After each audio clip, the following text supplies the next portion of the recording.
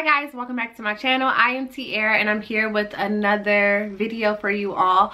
So as promised, I came on to do the Financial Peace University review. I am in week 4, so I just finished week 4's lesson. And I think that's about halfway through. So I just wanted to come up and give you a couple of my aha moments because it is a lot, okay? I have about 8, so I'm going to start off with the first one now. So one of my first aha moments was a story that he shared about how you could be a millionaire if you started saving $2,000 in a interest-based account from the time you're 19 to 26 years old. So basically in the course, or in the book too, he had a story about a young man, wait, let me just go to it. The young man's name is Ben. So Ben started saving money from the time he was 19 years old all the way till he was 16. He saved $2,000 per month in an interest account, and basically he stopped at 26, so that's $16,000, okay? Then his brother Arthur, or his friend, whatever, saw that he was saving money and decided to start saving at 26 years old, and he literally saved every year $2,000 all the way until he was 65. Yeah, 65 years old, which is almost his whole life. The guy who only saved $16,000 for those 8 years, he ended up making more money than the guy who saved $78,000 over the course of all of those years. So that just showed me how little decisions that we make could allow us to make money over time, but we don't even think or look at money like that. So we just spend in the here and now. If you invested $160 per month from the time that you're 16 years old until the time that you're 76 years old, then you could literally have almost $20 million in the bank. Like, that is so crazy. And a lot of us do eat out at lunch with our co-workers with food in the refrigerator and not even think about it. So that was definitely an aha moment for me. Stop spending this little bit of money here and there, because that adds up, and that money that's adding up could be paying off debt or going towards something that's more important than just you eating out for today when you have food in the refrigerator. So that was one. Number 2 was, if you never had a car payment, then you could probably be a millionaire. Some people get good prices and stuff like that, but I feel that in this day and age, most people don't look at getting a car with cash or without taking out a loan. Everybody wants to drive the luxury car or the most up-to-date car model or whatever, and they don't consider the fact that they're in debt and the fact that their car depreciates so quickly. Like, that's the craziest thing ever. So he said, like, if you were to save $500 for about 10 months, that's $5,000 that you can go and get a car that can get you from point A to point B and without going in debt, right? Then you could save that same money for another 10 months or another 20 months and sell that car that you purchased and get an even better car. So again, we're just like, I want, and you don't want to wait, and we just end up putting ourselves deeper and deeper in debt. So CJ and I both have paid off our cars, thanks Dad. So we don't have any car loan debt, thank God. Now, like, he just finished paying off his car, and it's just crazy. Like, I have no desire whatsoever to go buy a new car, because I know that a new car means new debt, and I literally don't want to owe anyone else money. So that was an aha moment for me.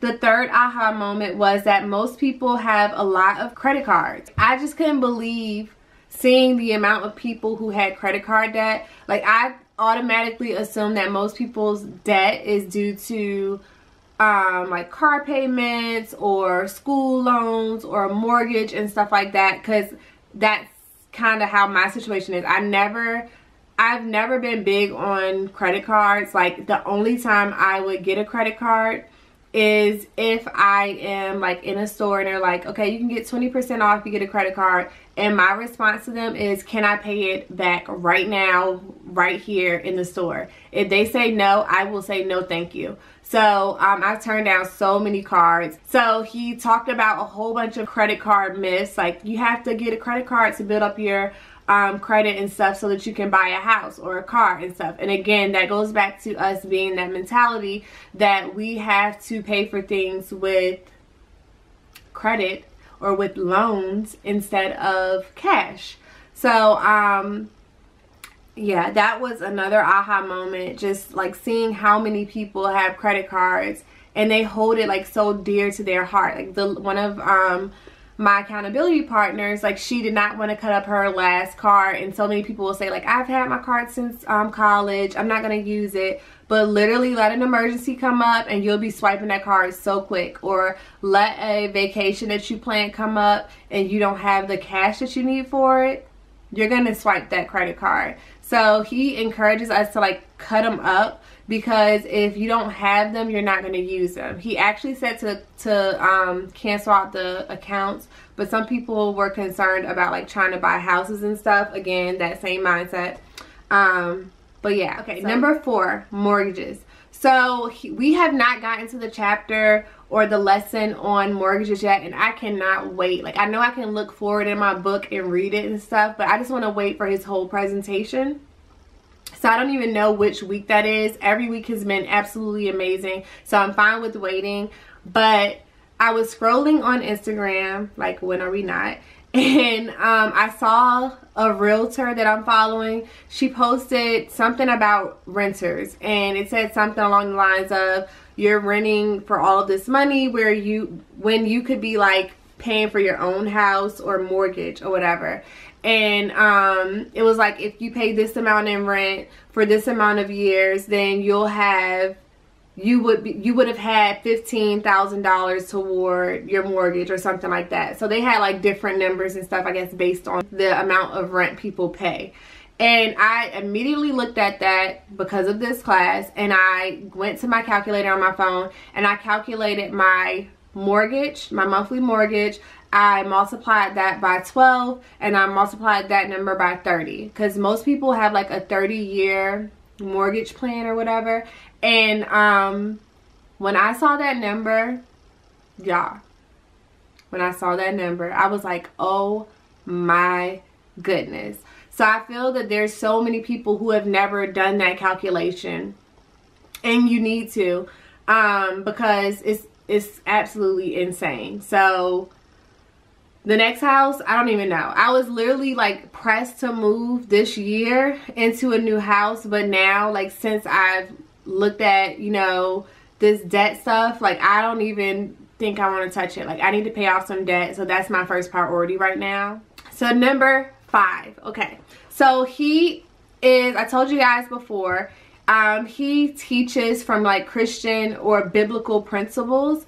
And so he is relating a lot of the stuff in his course and lessons to the Bible. So one thing that was an aha moment for me was when he said that if you read through Proverbs, or if you read through Proverbs and you really understand it, then you'll have a master's degree in finance. And I have read through Proverbs. I had to actually read Proverbs for a class and to complete a paper for my doctorate program. And I guess I didn't understand it, because I did not know that in the Bible there were so many like negative inferences made toward being in debt and stuff like that. So in the Bible it says something about you being like a slave to a master if you're in debt. And it also said in Proverbs, let me go to that real quick. Proverbs 6 verse 1 through 5 basically talks about like, if you owe money, give no sleep to your eyes, nor slumber to your eyelids. Deliver yourself like a gazelle from the hand of the hunter, and like a bird from the hand of a fowler. Y'all, like, do you know how fast a gazelle runs? Like, and he like showed us how fast a gazelle runs. Of course, a gazelle cannot like outrun a cheetah, but they run fast. And I feel like people are so complacent being in debt, like, oh, it's just student loan debt, or oh, I just have my mortgage, or oh, I'm gonna pay off this credit card, and then pack it back up with, you know, more things that you bought that you really couldn't afford.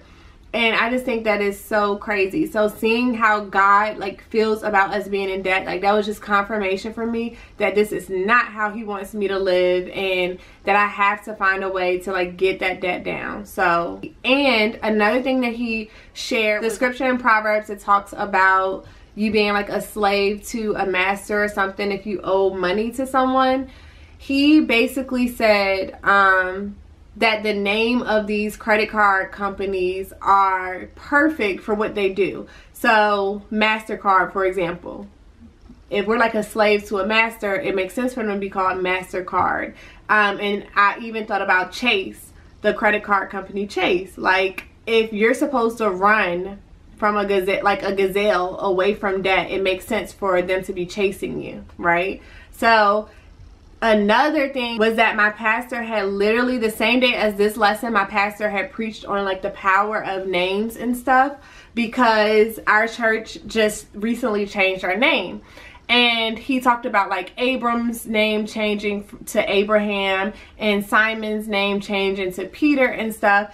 And he shared that if you start calling yourself a name long enough, you will have to start living by that. The sixth one is the statistics. The #1 reason for divorce in North America is due to money problems or arguments. Like, that is absolutely insane. But it makes a lot of sense because people love security, or yeah, people just have their own mindset toward money, and people can become very stubborn and stuff like that. So okay, so #7. So CJ and I have decided to now start using our joint account. So what happened was we did the zero-based budget, and let me tell you, we had to do it about 4 different times. Why? Because we had to keep editing it, and we just had to get on the same page. So CJ and I, we met in college, of course. So at that time, we already had like our own accounts. So although we had a joint account, we never felt that we really needed to use it because we had a system that we felt was working. He paid his bills that we discussed that he would pay, and then I paid other bills. So everything worked out perfectly fine for us doing it that way, until we basically would look at our money like, that's your money, that's my money. And after I got finished paying those bills that I had to pay, I felt like I could swipe, you know, just swipe away because the rest was mine. So now that we have the zero-based budget, we are literally putting our money together, and every single dollar has a place, okay? So we're not just casually spending. We have a set amount that we intend on spending in specific areas every single month. Yeah. So CJ was like, babe, should I be excited about this? And I'm like, I'm excited too. Like, I feel like this is all we needed. I feel like I'm not gonna, you know, just try and eat out when I go to take Taylor out on a trip or something. And we also like have cash allotted for trips. So if I want to take her on an outing to the Jump Zone or to a museum or something like that, I have money set aside specifically for that. We're gonna start paying with cash for a lot of different things, like eating out, grocery shopping, clothes, entertainment and stuff like that. And we'll have pocket cash too. So we won't do a lot of leisure spending. We'll be more cognizant of where our money is going. And I just feel so happy about that.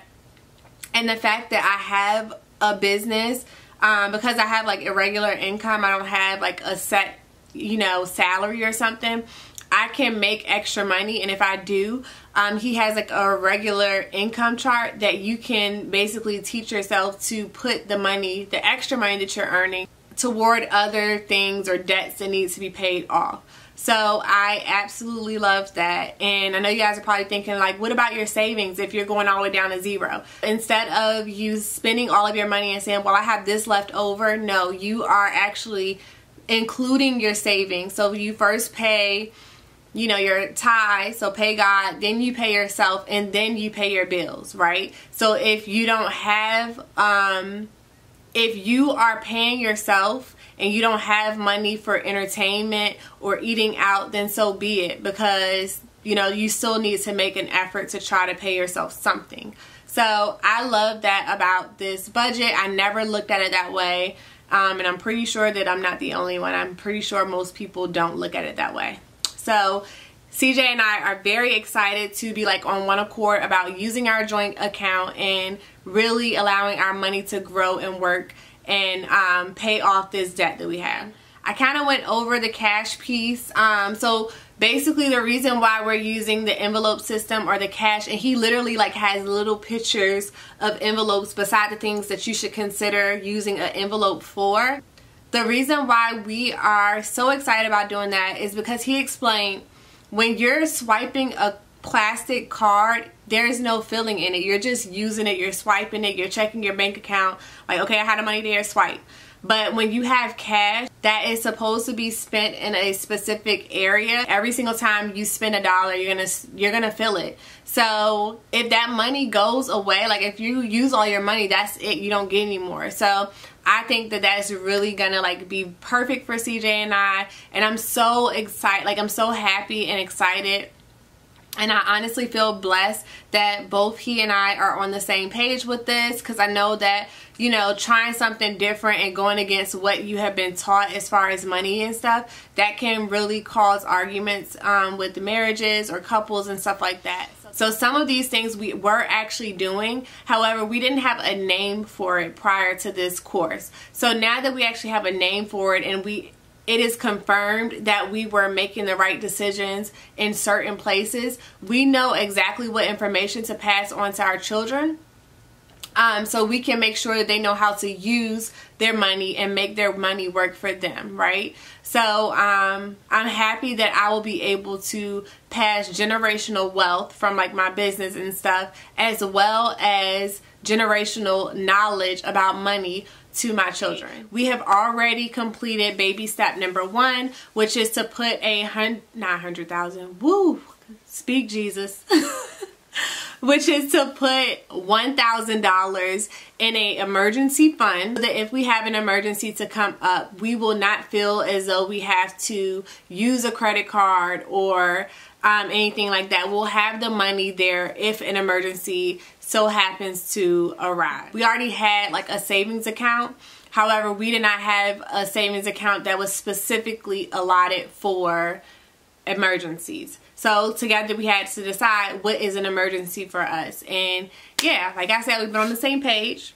But anyway, if you guys are interested in more info on, you know, the Dave Ramsey Financial Peace University, FPU, definitely like Google it and see if they're having any courses in your area. I'm telling you, it's life-changing. And I feel as though if I would have looked at this like 2 years ago, even a year ago, I would not have been where I needed to be mentally to understand it and make things happen for my family. So it's crazy how things come at the right time in your life. So like I said, if you feel that this is something you need, definitely talk to your spouse about it and go online. They often have these courses at church, but mine is virtual. Don't forget to like, subscribe, and comment below if you had an aha moment during this video as well. And stay tuned for the next one.